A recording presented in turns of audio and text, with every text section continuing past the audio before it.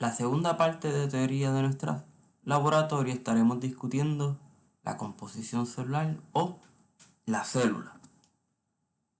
Los objetivos: definir y describir las células procariota y eucariota. Nuestro segundo objetivo será conocer en qué se parecen y en qué se diferencian ambas de estas células. Y por último, esperamos identificar cuáles son esos organelos más importantes en las células eucariotas. Lo primero que usted se tiene que pensar es que la función de una célula está limitada por su tamaño. Por ejemplo, usted se tiene que pensar por qué nosotros, como humanos, estamos hechos de muchas células y no solo seríamos una célula, a partir de una célula, como es el caso de las bacterias. Y esto se debe a que, dependiendo del tamaño de una célula debe adquirir nutrientes o lo contrario, debe descartar esos desechos. Así que imagínate si una célula fuera del tamaño de nosotros los humanos, pues hacer ese proceso sería complicado. Por eso es que nosotros como organismo somos un organismo multicelular. La gran mayoría de las células son pequeñas, de 1 a 100 micrómetros de diámetro. Las células, por tamaño de la célula, tiene que ver dependiendo de cómo se hace el proceso de transportación. Como le mencioné, no únicamente es adquirir los nutrientes, sino también tiene que llevarse a cabo el proceso de expulsar esos desechos de nuestras células. Así que tener una célula o muchas células pequeñas favorece que ocurran esos procesos más eficientemente. En esta imagen, que usted encontrará en cualquiera de sus libros, le muestra de una célula, un organismo enorme, como lo es un árbol de varios metros de altura, humanos como nosotros, igual multicelulares, y quizás esas entes de vida más microscópicos o simples que están hechos únicamente de una célula, por ejemplo las bacterias, que son unicelulares. Luego tenemos los virus, pero tengamos en cuenta, ¿no?, de esa parte más abajo que son virus, proteínas, y los átomos. Estamos hablando de estructuras microscópicas, pero que no están hechos a partir de células. Así que no se me confundan, ese ente más microscópico o más pequeño, de más o menos un micrómetro de diámetro, como en este caso son las bacterias, son esas células más pequeñas. ¿Qué comparten todas las células? Todas las células van a tener una membrana plasmática. Yo le digo que la membrana, la forma más fácil de usted asociarlo, es como si fuese la frontera de un país. La frontera de un país tiene la función de mantener el interior del país protegido y permite en algunas ocasiones que el intercambio de personas, el intercambio de bienes, ya sea entran, salen carros, salen productos o entran. Así que esa aseveración que le estoy diciendo, para que usted la asocie, es lo que usted tiene que pensar en la membrana plasmática. Es todo ese alrededor que cubre una célula. ¿Cuál es su función? Regular qué entra y qué sale de ella. Una característica bien importante que usted debe asociar de la membrana plasmática es que es fluida y delgada. ¿Ok? Recuerde, fluida, no es rígida. Necesita que entren y salgan cosas. ¿Ok? Aunque más adelante les voy a mostrar una imagen, esa membrana está hecha principalmente de dos compuestos, una bicapa de fosfolípidos y proteínas. Ambas de ellas, quizás en el laboratorio de hoy, solamente las mencionaremos, pero en próximos laboratorios, cuando hablemos de biomoléculas, las discutiremos en más detalles. Funciones de esa membrana. aislar el contenido celular del ambiente, es decir, proteger ese interior de la célula que no esté expuesto al ambiente, por ejemplo nuestro DNA, que no esté expuesto a condiciones ambientales, porque esas condiciones ambientales podrían causar problemas o daños en esa estructura. Regular que entra o que sale y permitir esa interacción con otras células o con el entorno extracelular. No es simplemente protección, sino muchas veces ocurren interacciones con otras células. Por ejemplo, el reconocimiento es uno de esos ejemplos. Aquí les muestro la imagen clásica de que muestra cómo sería una membrana, donde vemos esa bicapa de fosfolípidos en amarillo.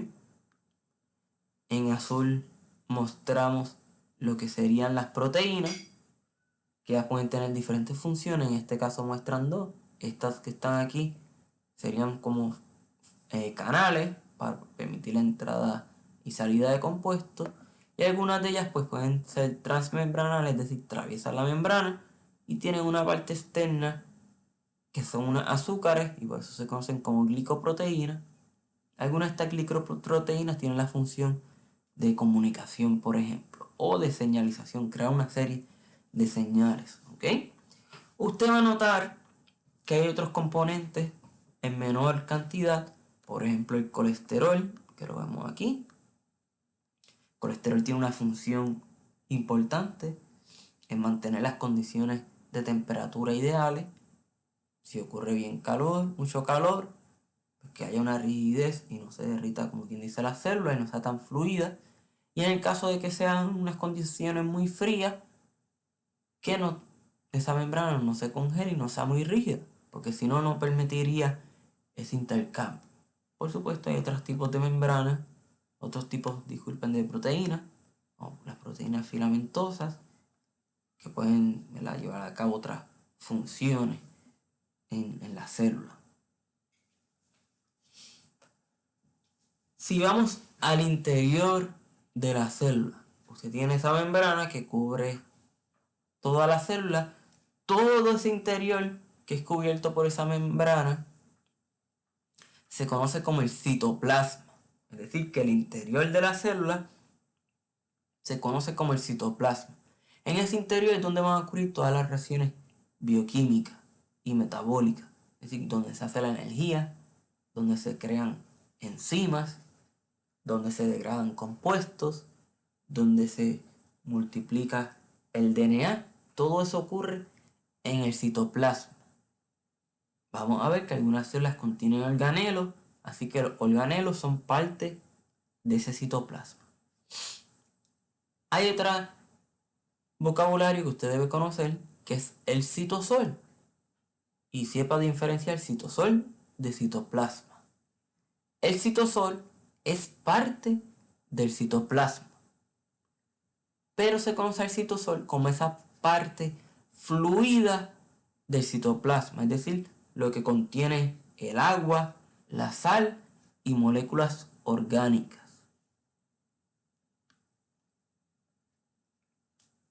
Otra de las características comunes dentro de las células son los ribosomas. Usted va a ver algunas imágenes en donde a veces salen unas esferas o unos puntitos bien pequeños entre ambas de las células. Pues eso se conoce como los ribosomas, que se encargan de ¿qué? De hacer proteínas. Todas las células comparten el DNA o material genético. Ese libro de instrucciones que va a caracterizar cada una de las células, que tiene que ser pasado a la célula hija en forma de herencia. También poseen RNA, que es una copia modificada del DNA para la síntesis de proteínas. Por eso les menciono, ¿no? El DNA y RNA está químicamente relacionado. El DNA es el libro de instrucciones.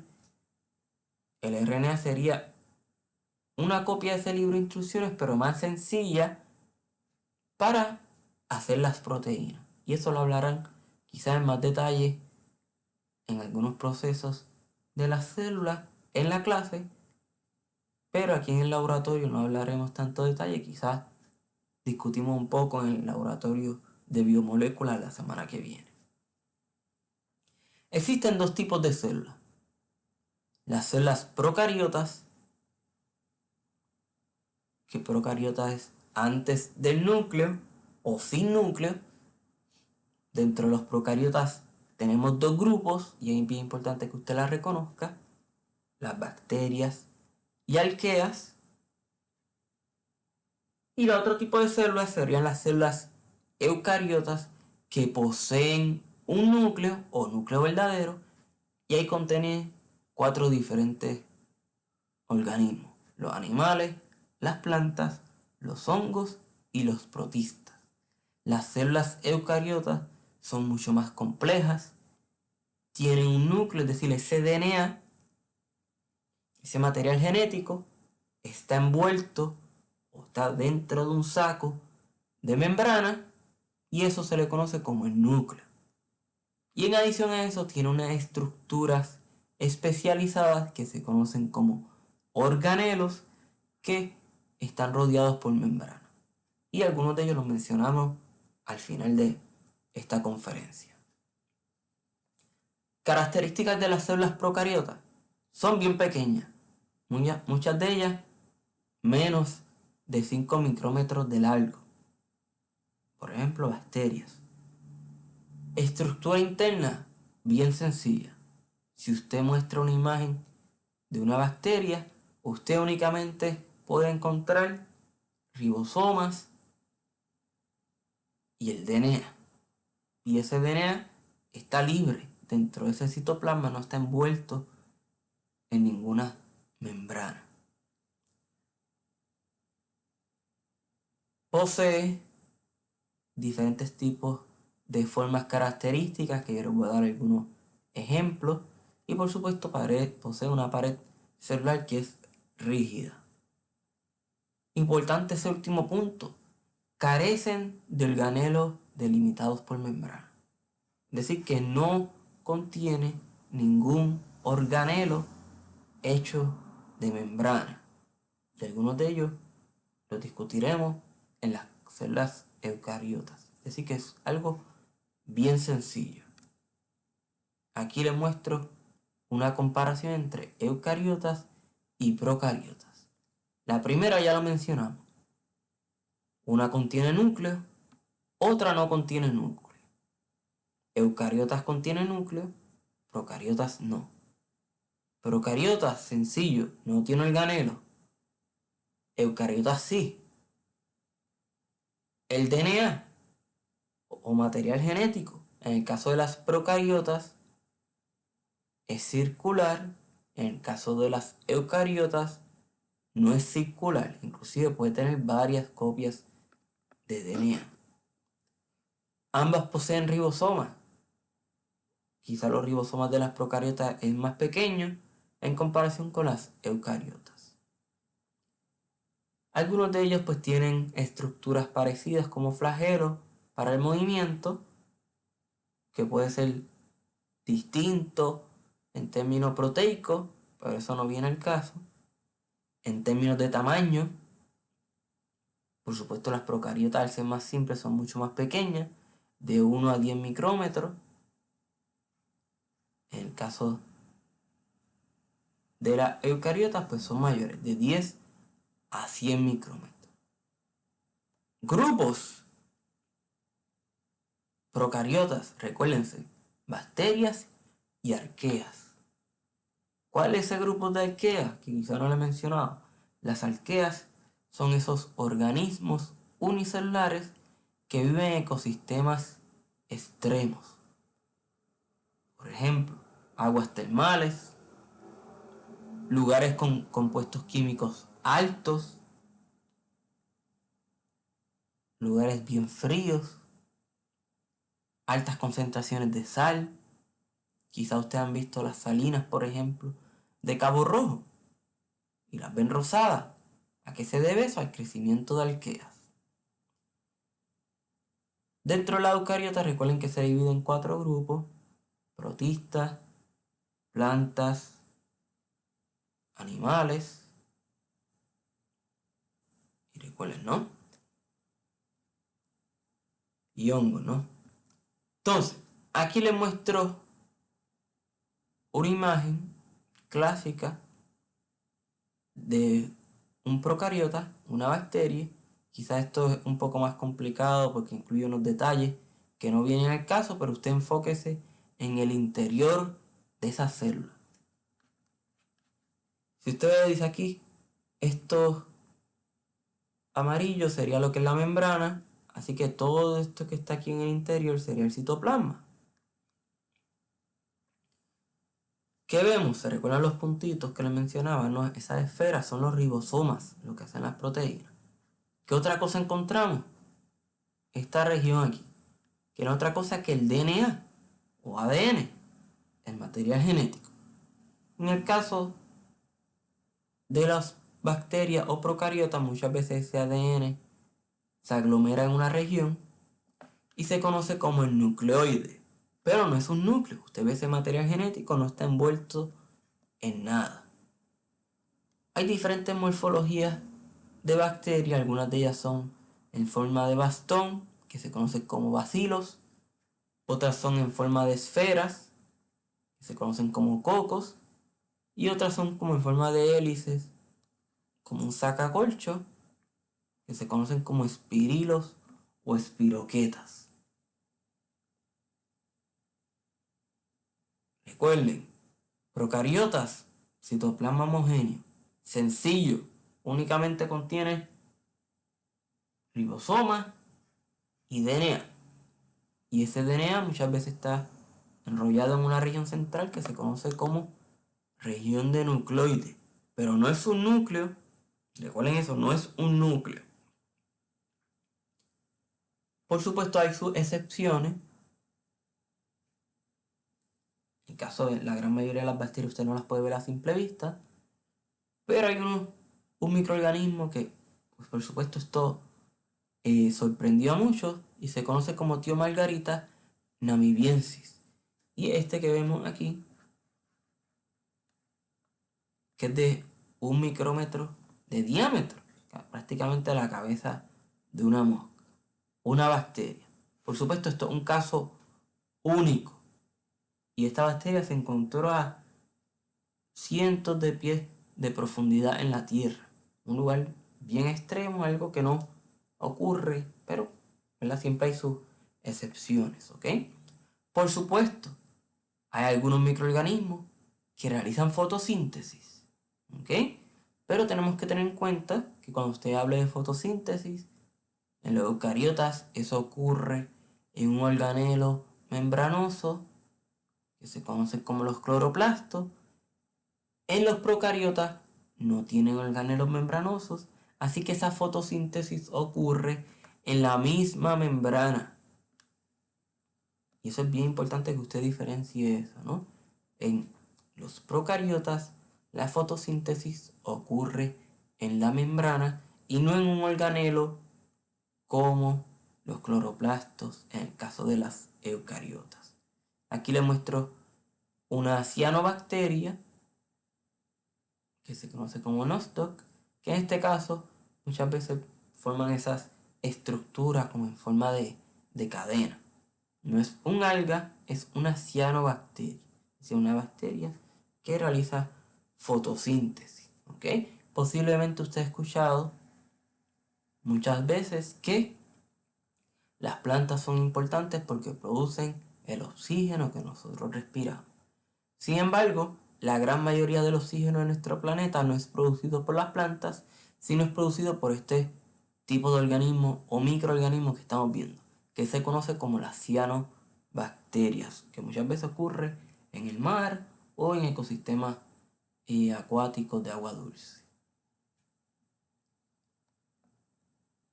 Nuevamente, recuerde repasar esa comparación, ¿no? De procariotas, eucariotas, que se parecen, que se diferencian. Recuerden que dije fotosíntesis, cianobacteria, que es un procariota, hace fotosíntesis, pero cuando usted estudie fotosíntesis, no me diga de que, pues tiene un cloroplasto. No, esa fotosíntesis ocurre en una membrana. Aquí les coloco una imagen de un microscopio fluorescente de una célula de un músculo, una célula eucariota. Y en este caso, ¿verdad? Con los contrastes de tinte, pues podemos ver, por ejemplo, estructuras como los filamentos, como los microtúbulos, y cómo logramos teñir lo que sería el núcleo. ¿Ok? Recuerden, eucariotas sí poseen un núcleo. Si yo les muestro una imagen de un eucariota, sería esta. Una imagen clásica de un eucariota. Y usted va a ver que si usted lo compara con la procariota que vimos anteriormente, pues por supuesto que hay diferencias enormes. ¿Por qué? Porque aquí vemos que es mucho más complejo. Vemos cómo está la región, ¿verdad? Esto sería lo que es el núcleo, donde tenemos, por ejemplo, el material genético, el cromosoma, y no está libre, está envuelto en una membrana que sería el núcleo. ¿Ok? Recuerde que todo esto que es el citoplasma, todo lo que está interior de la célula. Vemos organelos membranosos, por ejemplo, como las mitocondrias, que vemos aquí. Las mitocondrias es donde se produce la energía en la célula.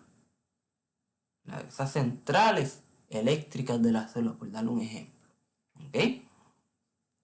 Vemos que tienen los puntos, se recuerdan, ¿no? Que tenemos las esferas pequeñas, los ribosomas.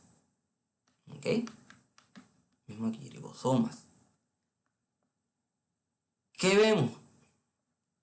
Tenemos el retículo endoplásmico.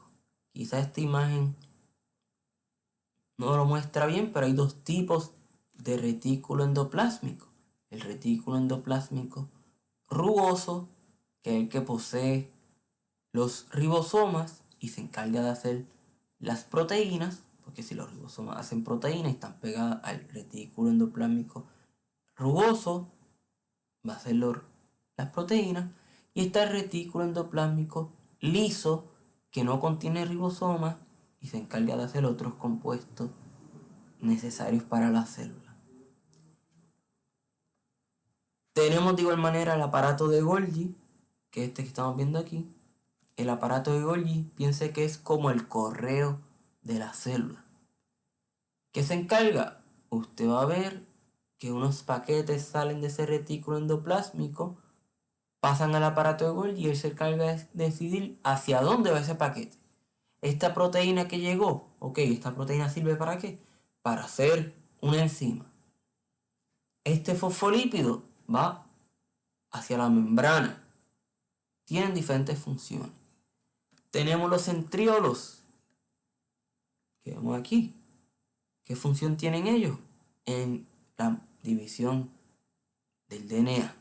Y eso lo vamos a hablar más adelante al final del semestre. ¿Ok? Recuerde, bien importante, cuando vaya a repasar esta sección de laboratorio, preste especial atención a diferenciar entre una célula eucariota y procariota. ¿Cuáles grupos pertenecen a las procariotas? ¿Cuáles grupos pertenecen a las eucariotas? ¿En qué se parecen? Ribosoma, ADN, están hechos de membrana. ¿Qué se diferencian? Núcleo. Una posee núcleo, otra no. Una posee organelos membranosos, otra no. Esos son algunos de los puntos que usted debe de prestar atención en esta sección de laboratorio. Recuerde, nuevamente, si usted luego de estudiar posee alguna duda, no tenga problema en acercarse para discutir cuál sea el problema que usted tenga. ¿Ok? Nos vemos en el próximo laboratorio.